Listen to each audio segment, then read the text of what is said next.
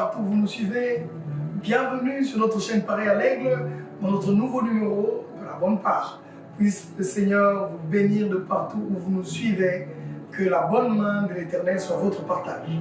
Alors, en ce jour, j'ai emmené avec moi une petite thématique que le Seigneur m'a donnée, que j'aimerais que l'on partage ensemble. Je vous propose le texte que nous allons lire. Voilà, nous lisons le texte des Exodes au chapitre 31. Nous commençons à partir du verset 2 jusqu'au verset 11.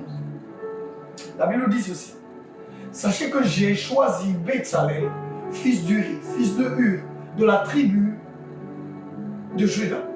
Je l'ai rempli de l'Esprit de Dieu, de sagesse, d'intelligence et de savoir pour toutes sortes d'ouvrages. Je l'ai rendu capable de faire des inventions, de travailler l'or, l'argent et les reins, de graver les pierres et en enchâsser, de travailler le bois et d'exécuter toutes sortes d'ouvrages. Et voici, je lui ai donné pour aide Oholiab, Ahasamak, de la tribu de Dan. Ce sont des noms bibliques, excusez-moi. J'ai mis de l'intelligence dans l'esprit de tous ceux qui sont habiles pour qu'ils fassent tout ce que je t'ai donné, je t'ai ordonné. La tente d'assignation, l'arche du témoignage, le propitiatoire qui sera dessus et tous les ustensiles de la tente, la table et ses ustensiles, le chandelier d'or pur et tous ses ustensiles, l'autel de parfum, l'autel de l'holocauste et tous les ustensiles, la cuve avec sa base, les vêtements d'office, les vêtements sacrés pour les sacrificateurs Aaron, les vêtements de ses fils pour les fonctions du sacerdoce, l'huile d'onction et le parfum d'oriférant pour le sanctuaire. Ils se conformeront à tous les ordres que j'ai donnés. Alors ce matin, je veux partager sur la thématique qui sera le rôle de Betsalel dans la vision.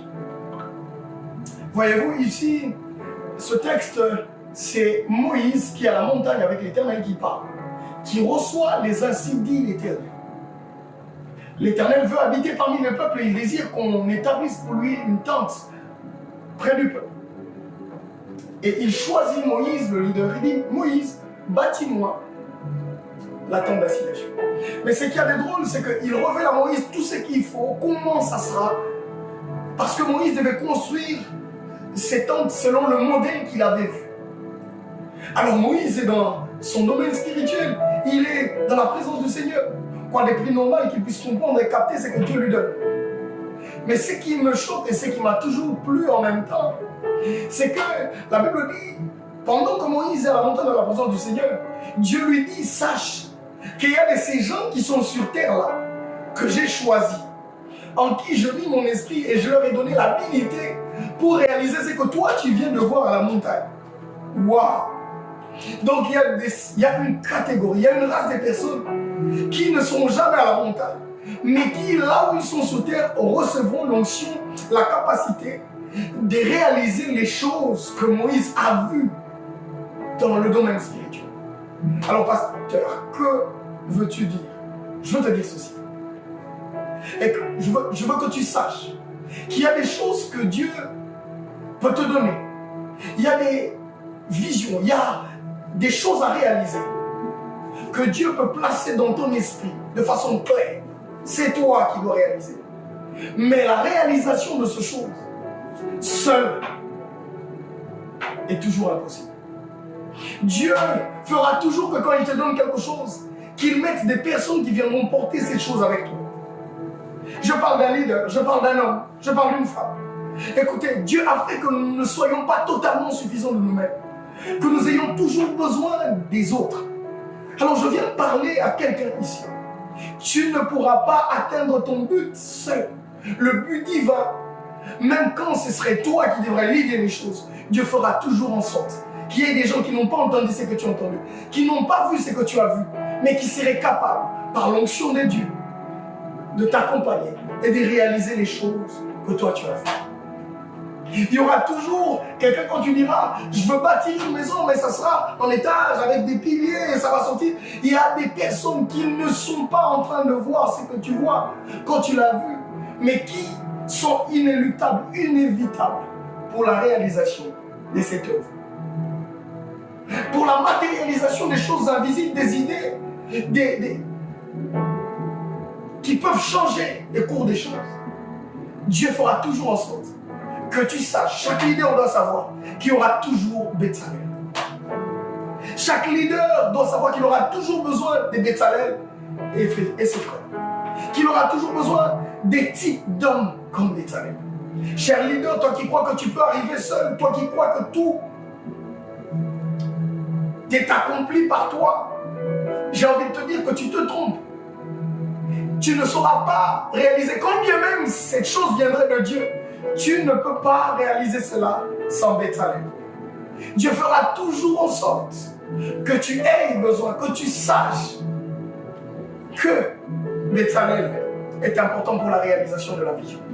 Je parle à un leader ici, je parle à un père de famille, je parle à un chef d'entreprise. Tu dois apprendre à comprendre que c'est toi qui as la vision, c'est toi qui as la tête, c'est toi qui es le leader. Mais tu ne sauras pas réaliser tout par toi-même. Alors demande à Dieu les types de Bétzalel attachés à ta destinée. Dis à Dieu, Seigneur, j'ai besoin que tu m'envoies des Bétzalel qui vont vraiment travailler à ma vision. Quelquefois, on est heureux, ouais, Dieu m'a donné cette pensée, Dieu m'a donné une vision, j'ai un grand projet. Mais quelquefois, on doit être humble pour dire, Seigneur, finalement, c'est avec qui que je veux réaliser ce projet. Tu mettras qui à mes côtés pour réaliser ça. Et j'ai envie de te dire qu'il y aura toujours un Bétzalel pour un leader. Il y aura toujours des Bétzalel pour des leaders. Il y aura toujours des personnes qui auront l'habilité, la capacité de porter avec toi cela. Pourvu que toi, tu aies la capacité, l'humilité suffisante pour toi, que ça va être Bétzalel que tu vas le réaliser. Mais ici, j'ai envie de parler aussi au Bétzalel. Voyez-vous, dans toute l'œuvre de la construction, Bétzalel et ses amis, Oholiab et les autres, ont vraiment travaillé, c'est eux qui ont tout réalisé. Mais c'est qu'il y a des drôles lorsque vous allez à la fin et que l'on est en train de finir et finaliser la chose. On a comme l'impression que Bétzalel et les autres viennent de disparaître. On a comme l'impression que c'était Moïse qui l'a réalisé tout seul.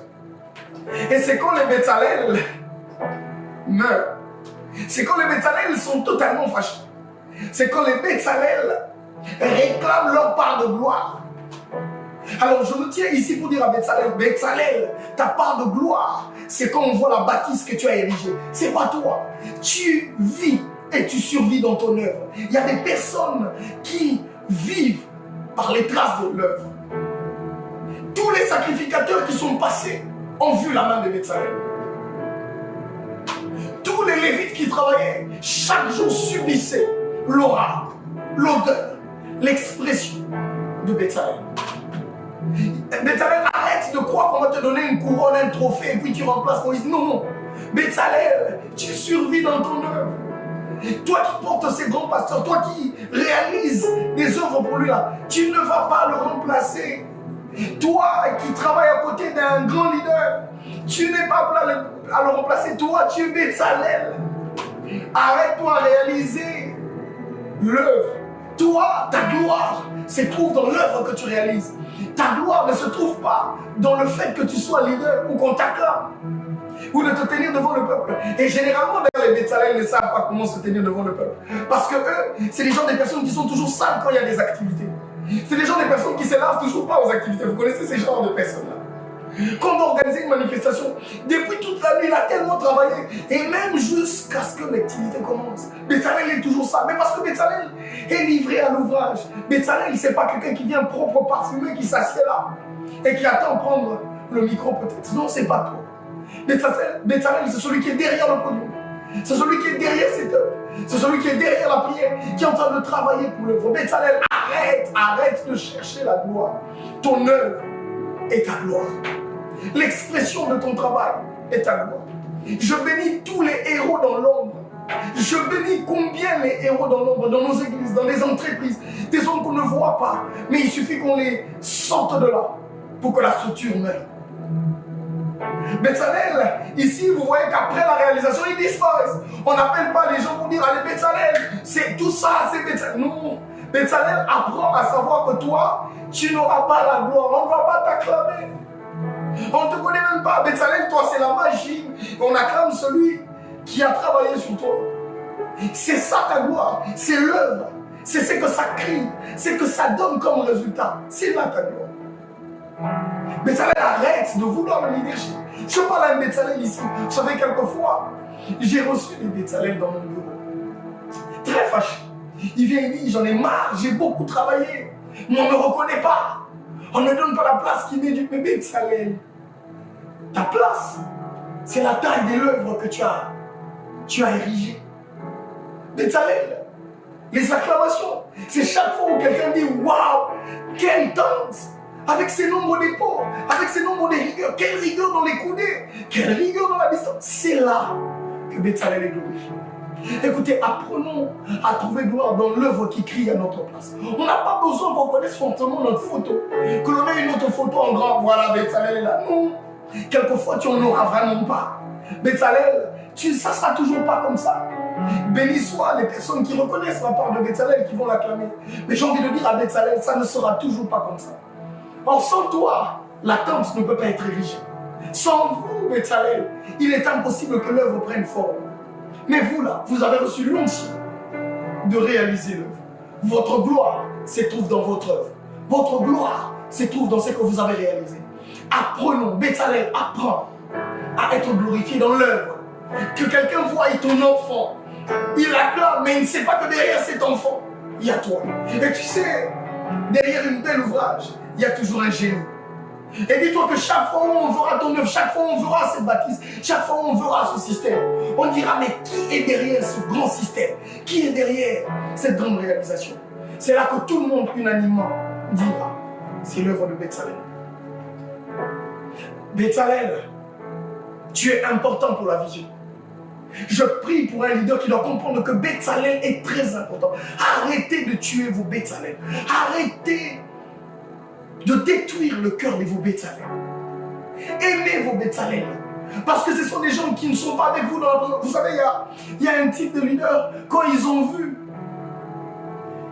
ils pensent que c'est automatique. C'est comme ça. On fait ça. Non. Quelquefois, il faut laisser le temps à Bezalel de capter ce que tu dis, de réfléchir sur cela et de te rendre en mieux.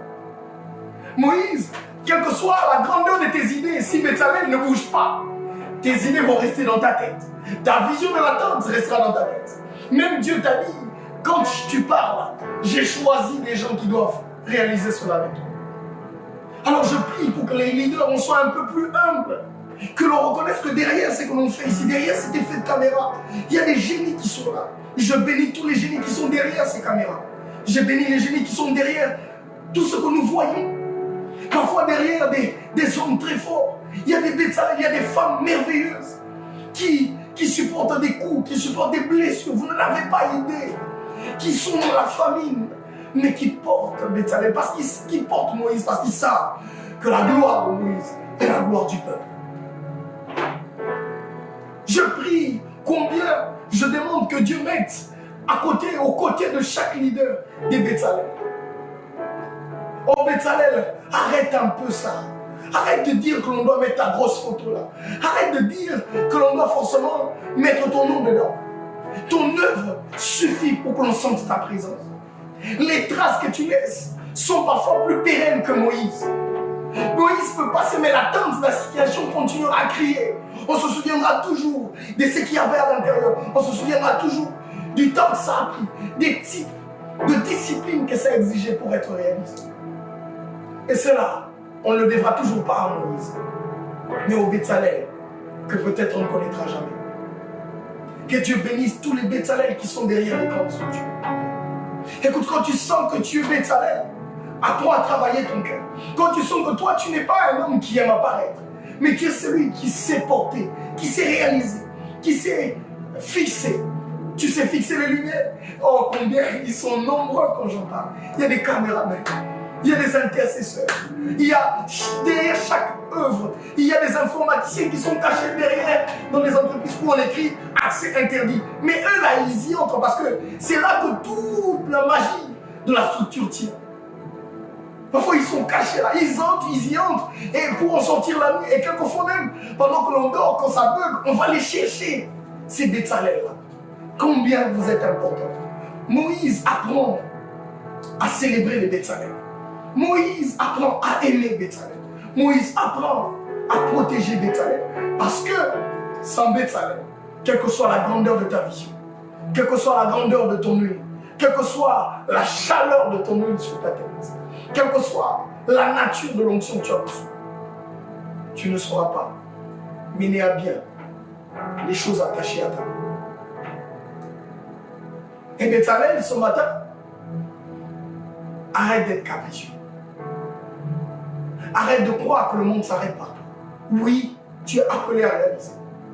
C'est là que Dieu a placé en toi. C'est là que Dieu a fixé en toi. Alors, apprends à trouver gloire. Apprends à être heureux en voyant comment les autres se réjouissent de ce que toi tu as réalisé, sans que toi tu en fasses partie. Oui, tu vas me dire, pasteur, c'est très facile de le dire. Oui, je réalise combien c'est dur de vivre cela. Mais j'ai envie de te dire que c'est ça qui existe. C'est comme ça que ça doit se faire. Tu es Bétzalel et il y a un Moïse. Il y a un Moïse et il y a un Bétzalel. Ça roule comme ça. Alors je prie pour toi. Je veux prier pour en même temps un Moïse, mais en même temps un Bétzalel. Père éternel, je suis en train de prier pour Moïse. Je prie pour un leader. Je prie pour un serviteur de Dieu qui doit aller très loin, qui a une très grande vision, mais qui s'entête à croire que seul il peut la réaliser. Qui pense qu'il suffit qu'il dise un mot et que l'attente monte. Seigneur, je veux que tu le ramènes dans ton intimité, que tu lui dises qu'il doit aller chercher Bétzalel et qu'il doit honorer Bétzalel. Qu'il doit avoir un Bétzalel. Oh, je prie, Seigneur Jésus-Christ, pour les Bétzalel. Je prie pour des hommes qui sont dans l'anonymat, des gens qui sont derrière, qui portent les structures. Ils ont vraiment la soif d'être peut-être connus, mais ils ne peuvent pas. Seigneur, bénis tous ceux qui sont derrière les grandes structures. Bénis les femmes qui sont derrière les grands hommes. Donne-leur la force de tenir. Bénis les grands pianistes qui sont derrière les grands serviteurs. Bénis les grands musiciens qui sont derrière les grandes stars. Étends ta main sur eux et garde-leur, accorde-leur l'humilité, le cœur qui convient, pour qu'ils persévèrent et qu'ils le fassent de la bonne manière. Pour la gloire de ton nom. Au nom de Jésus-Christ. Au nom puissant et glorieux de Jésus. Que la paix du Seigneur soit votre partage. Amen.